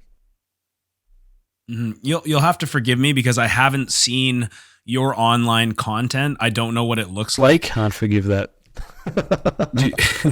Do you is your online instruction, I assume you're not showing techniques. Are you showing games? Like, what does that look like? Yeah, so I have two products that I mainly use right now. The Art of Mastering Jiu Jitsu, where I go through all of my philosophical ideas on learning, all my my concepts and what I'm thinking in all these different positions. So I have that, and it's about 4.5 hours. One of my best sellers. I think I moved, I don't know, maybe 18,000 of them. Okay, and it was really good. My other product, which goes hand in hand with it, really, is the task-based games that I just started a month ago. We've already moved nearly 1,000 of these ones, and the feedback is fantastic, which I'm really happy with. But what this is me showing you a game to play. I'll put you in a position, this is what you're trying to do, and this is what you're trying to do. Both of you guys go and do it, and then I show people how I break down these roles and how I try and coach or learn from the mistakes that are happening. So I have two people going at it live, and I'm just looking to see what mistakes are happening and ask them questions. What happened here? How did this recover? And get them to think and get them to try and solve their own problems. And then I'll give them little bits of information, but I create a demand before I supply. I will put them in a position that I know they're going to have problems with, and let them try and work those problems out before I ever give them the information on what they're supposed to do, which is the Let them opposite. fail. Exactly, which everything else is like they do the opposite. We're going to tell you exactly how to do something, and then just copy us, and you're going to be so good. And it just doesn't fucking work. It's the industrial age model of education that somehow Jiu Jitsu adopted, because I get why they did it. They thought that by practicing and drilling techniques, they're somehow hacking the learning system into memorizing things that they cannot comprehend in the moment. The problem is, and I have no problem with techniques, the only time I'm ever going to teach you a technique is when I can show you it and you can do it straight away without having someone practice with you. It's when I can show you a technique and you can go, fuck, and you can go and do it live, or at least attempt it live. And to be at that level, you have to have a certain amount of experience in that given position. If you don't have that experience, what's going to happen, you're going to look at that technique and go, I don't know what's going on here. I'm going to have to practice it a lot. And they start practicing it. So we're giving them the solution before they even have a demand for it, which means their brain and their body and their skill level is not ready for it. I remember training with Galval and Leandro Lowe one time, and we were sharing different techniques. And I showed them a couple of mine. They're practicing it over and over again. And then they showed me one of theirs, and they're like, "Oh, practice it." I said, "No, I can see what you did there." And he's like, "No, practice it." I was like, "I don't need to. I can see exactly what you're doing, and it makes complete sense. I could do it in this competition tomorrow. Like, I don't need to practice anything because I have an experience in it." There may be certain things, certain techniques that someone can show me that I'm like, you know what? I don't know how to do that. And I could say to them, I could take two different paths. I could say, well, I'll go practice it because I don't know how to do it. Okay.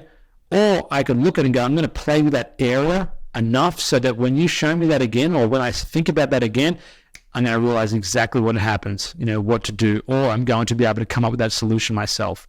So the problem with jiu-jitsu is we're teaching it backwards right now, where it should be the other way. We're giving the supply before there's a demand, and then wondering why we have to try and practice these techniques when we shouldn't need to, instead of doing the opposite, where create the demand and then give them supply at a point that they don't need to practice it. Very interesting. Okay. Just a couple quick questions. Don't spend a lot of time answering them. Where do you teach? I teach in Sorry, I should know that. No, it's fine. I wasn't teaching anywhere until recently, so I was always just floating around and doing all my coaching online. But I also teach now at Henzo Gracie's in LA on Tuesday nights at 6 p.m. to 7 p.m. I have the task-based games class. And subconscious, Just an hour-long class? Just an hour-long class. They have classes all the time. I would like it to be an hour and a half, but I don't have that luxury. And at 8 o'clock Monday nights, 8 p.m. Monday nights at Subconscious, which is in North Hollywood. I teach there, and I do the same thing. And it's a little bit of a longer class because I have no class behind it, but an hour and 15, hour and 20 minutes usually. Do you work your free sparring into that hour class? No, we don't even have time. We literally, it's all... So it's just constraint-led training and that's it, no free rolling. Yeah, so at the end of that class, they have an open mat. So I let them, they can train at the end of the open mat. So we have an hour class and they have an hour of open mat where I'll jump on as well and train with people, but I allow people the freedom to do whatever they want in those. So if they want to work on the stuff that we worked on in the free rolling, there you go. That's your time to practice it. Okay, and question about your warm-ups, because I use some kind of a game to warm up as well. I think we're kind of past the jumping jacks and the fucking pull guard sit-ups, but do you encourage a certain level of intensity for the first game? Do you say, hey guys, let's keep it kind of light here? Like what? I would just say, I want it to be, I want the problems to be difficult enough that you're going to have to put a little bit of effort into solving it and move around to warm up, but not too much that, if I see people are going too spazzy, I usually do grip warm ups, or I do 2 for 2, which is a takedown game where I get, you do 2 takedowns and I do 2 takedowns, but not full takedowns, just takedown entries, okay, to a certain point. I don't want them to go to the ground yet. And what happens through that is when we do that, I make sure that we both don't resist the takedowns, just move the way you normally would move, but just in a very low intense fashion. So I'm still going to let you get the takedown, but I'm going to react the way I normally feel like I'm going to react, just softer. Okay, and every time I come at you, I'm going to give you a different position that you're going to have to figure out how to take me down from that position. So I'm trying to get you to always have to problem solve and change the equation. Instead of you coming to the exact same position every time and I do the same takedown on you, you come down and you take a different position. It's going to force me to actually have to react differently to take you down. And I want them to problem solve in the way that even if they don't have a takedown, you've never learned takedowns, just make something up, try something, and that's what I try and encourage for the 2 for 2, but just go at a pace where you're going to get warm up. But my other one is a hand fighting game, which I find very good for just stand up and on the ground, where it's just basically teaching someone how to maintain control of them without having strong grips. So it's more the ability to flow and hold against them and let them move, that you can follow them the whole time, that I'm trying to get them to develop. Both of those are on my my website, my task-based games website, or kitdaletraining.com, where I have them. So if you go there and have a look, I'll have the 2 YouTube videos for both of those, actually, I think. Or maybe the 2 for 2 is not on there, but the hand fighting one's definitely on there, and I show what I'm talking about. But it's something that you need to develop in jiu-jitsu, is the ability to hand fight or deflect the other person's hands in a way that you're not requiring a lot of energy, and it has to become second nature so that you can think outside of that. The problem is, if you don't have hand fighting, instinctual, then you're going to be thinking about the hand fighting instead of what you should be thinking of next, is looking at their body posture and reading them and trying to figure out what's the best possible attack from these positions that keep popping up. Cool. There's a black belt. He's been on the show before. His name is Josh McKinney, and he is a big advocate for a game that he calls Designated Winner. And what it's designed to do is take, I guess, the hyper competitive nature out of the live training. And so what it is one athlete is designated to win, but they're not going to win easy. They still have to fight live resistance, and their uke is still keeping them honest with intelligent responses. But at the end of I don't know if I want to call it a sequence, because it is predetermined. It's not choreographed though. So you still have to find your way to the solution, but you are designated to get the solution. And what it does is it prevents both opponents from trying to just be so competitive, whereas rather they're almost collaborating, but still giving realistic responses.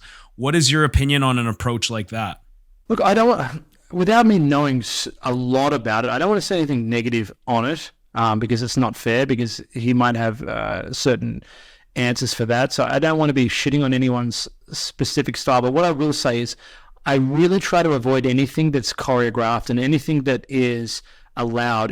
The worst thing I ever see is people go for flow rolls. And I think it's one of the biggest wastes of time I've ever seen in my life, because once again, your body doesn't know the difference between what is live and what is not live, and this isn't live. It's close to it. It's imitating it a little bit, but it's not really live, because we react instinctually in ways that we do not know why and we don't know how. How many times I've gone to grab someone and said, what would you do if I do this? And they give me the exact opposite answer of what they would do to when I actually do it, because they overthink it and they try and break it down logically instead of instinctually. And that's what you get a lot of time when you create these exercises, is you get unrealistic reactions. And it's very, very hard to find someone that can react honestly in a moment when they're trying to let somebody do something. So I think it may be good to get them to warm up. I don't think it's going to be great for their jiu-jitsu.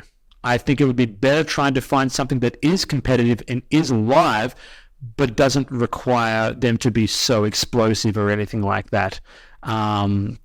And that's going to be more about self-managing your students to the point where they can actually roll and compete, but without trying to explode on everything and over-exert themselves physically. You can still do the same thing. I do it all the time. I'm always trying to be relaxed. Gordon Ryan, look at him roll with people. He barely looks like he's even moving fast, but he destroys them. You don't need to move fast.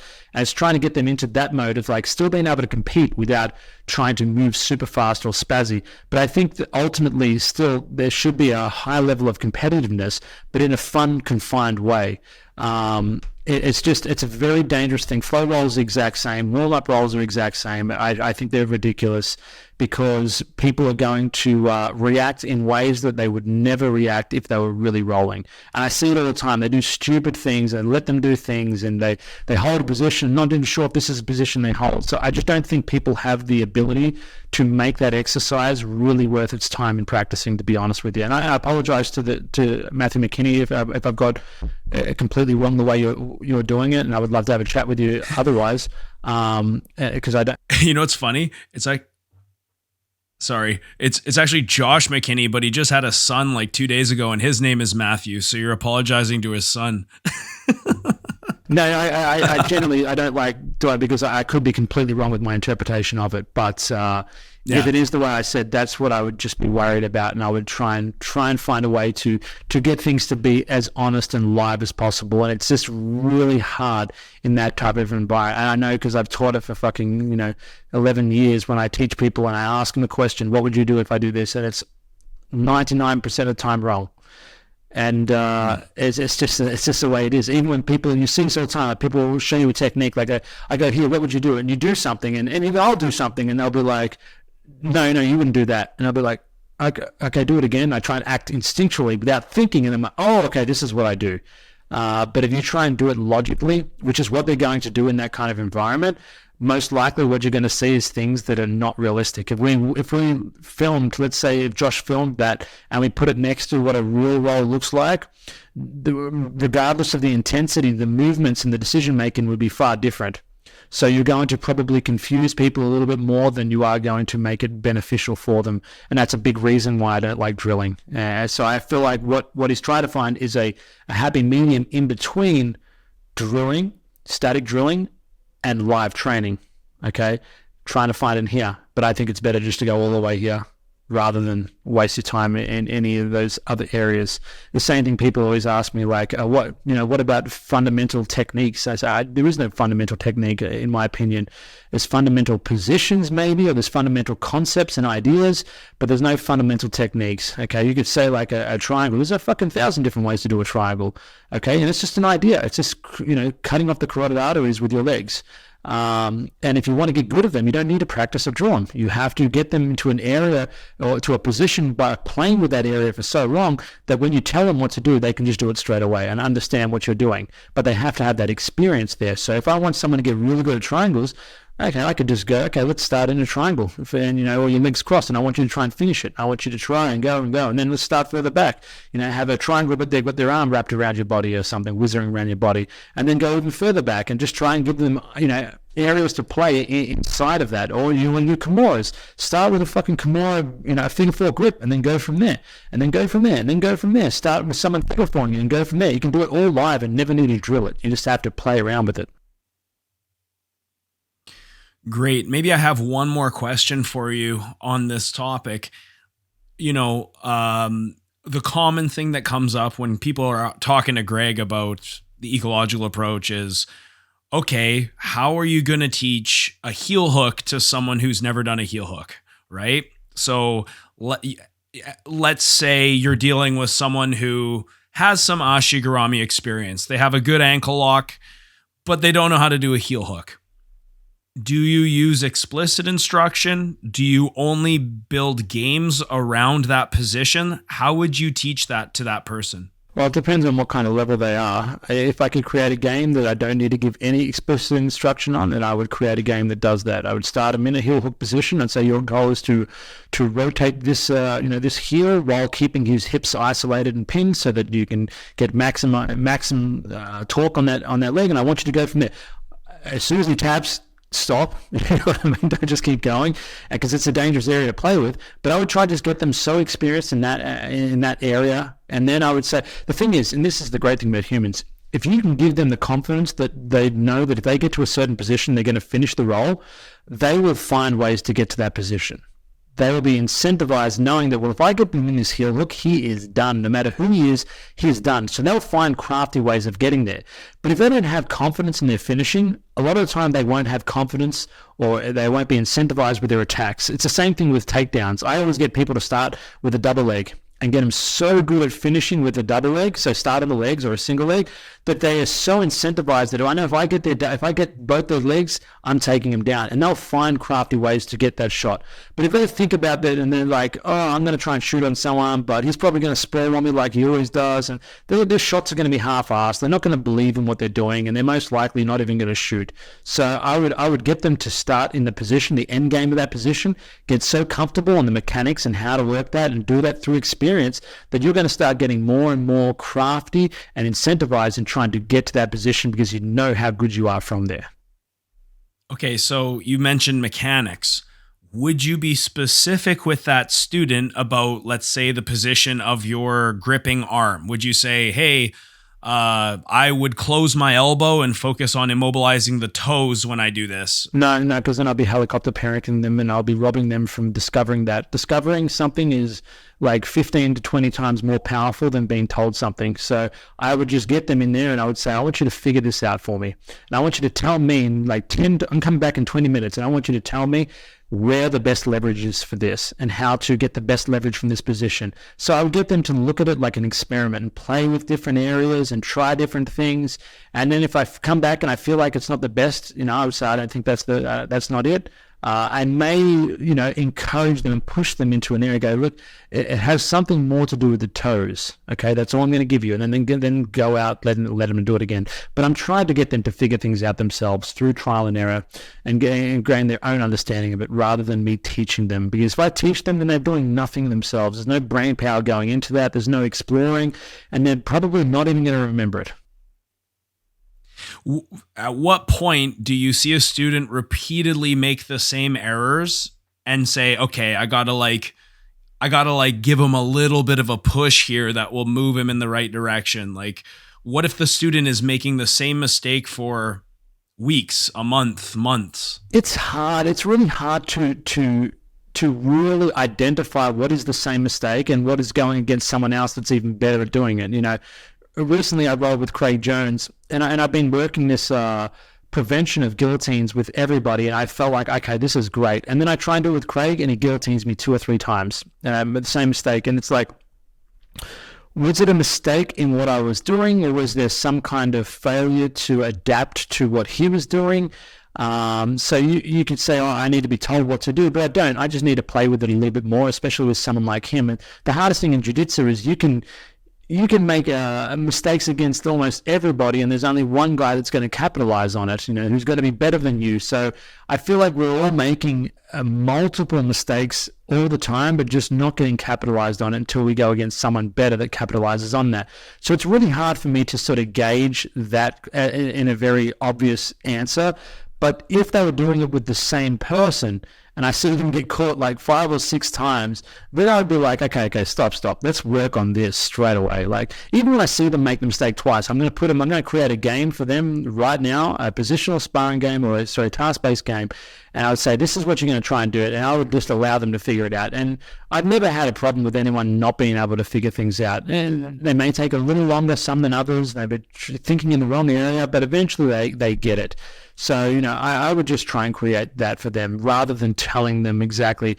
And let's say this has never happened. Let's say I have someone that, like, I see make 5 or 6 mistakes, and then I create a task-based game and I see them still not able to solve that problem, even if it's going against someone that's lower level than them.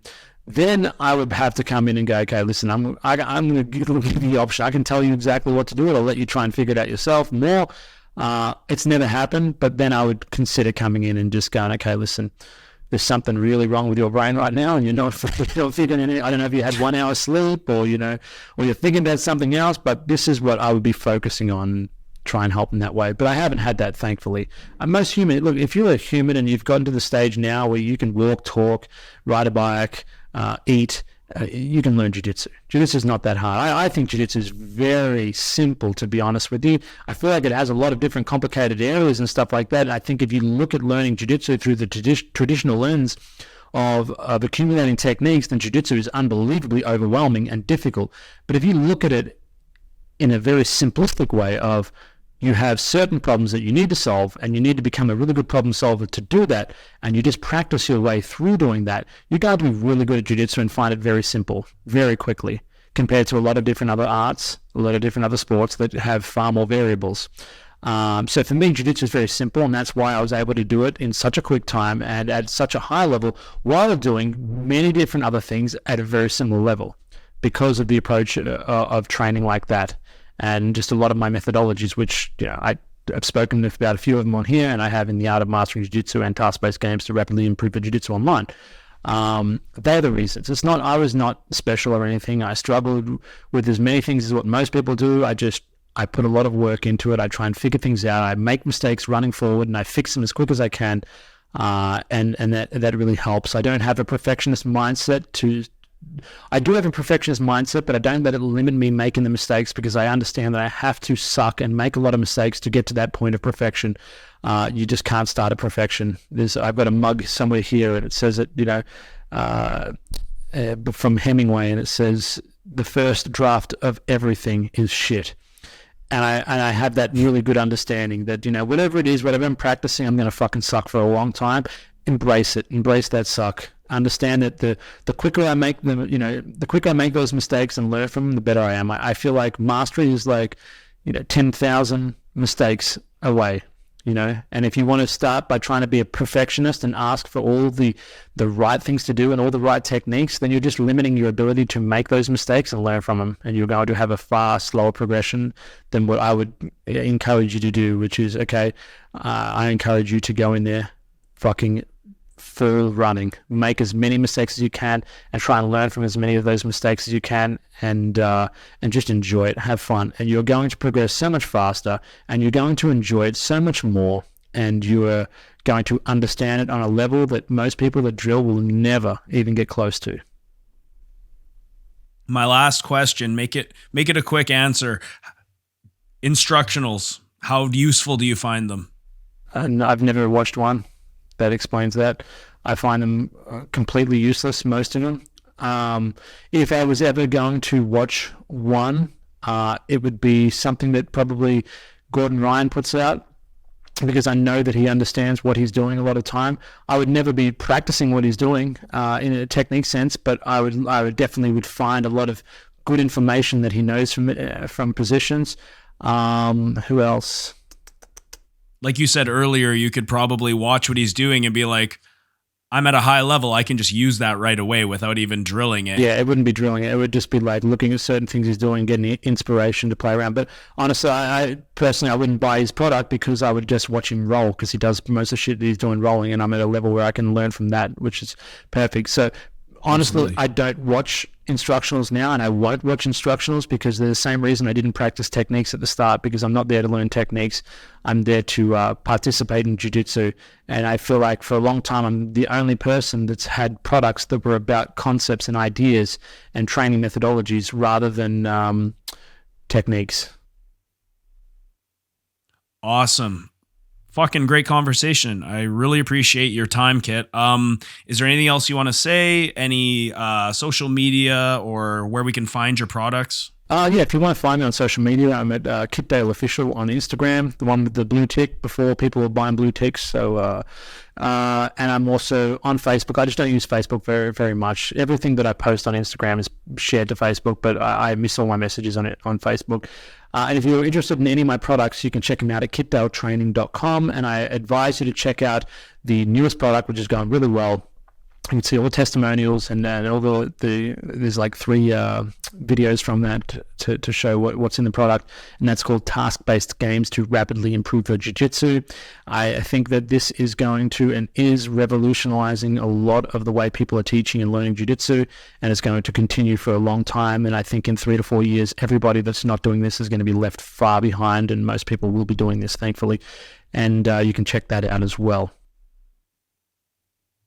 Great. Thanks so much for joining. And for you guys listening, again, if you want to like, share, subscribe, leave comments wherever you can.